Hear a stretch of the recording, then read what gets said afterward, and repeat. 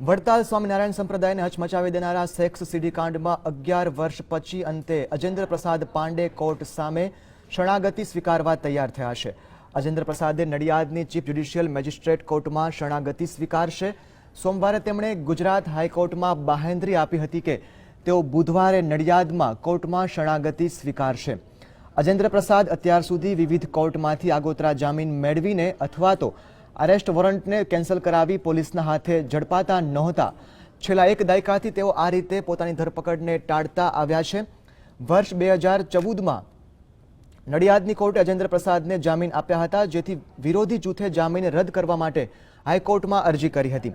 હાઈકોર્ટે ટ્રાયલ કોર્ટને જામીન આપી શકાય કે નહીં તેનો નિર્ણય લેવા આદેશ આપતા નીચલી કોર્ટે ફરી સુનાવણી કરીને જામીન અરજી ફગાવતા અજેન્દ્ર પ્રસાદ હાઈકોર્ટમાં ગયા હતા, પરંતુ હાઈકોર્ટે તેમની જામીન અરજી ફગાવી દીધી હતી, જે બાદ તેમણે હાઈકોર્ટમાં જાણ કરી હતી કે તેઓ બુધવારે નડિયાદ કોર્ટમાં આત્મસમર્પણ કરશે અને તેમની જામીન અરજી પરની સુનાવણીમાં આગોતરા જામીન અરજી ફગાવતી વખતે વિવિધ કોર્ટના આદેશને ધ્યાનમાં રાખવામાં આવે।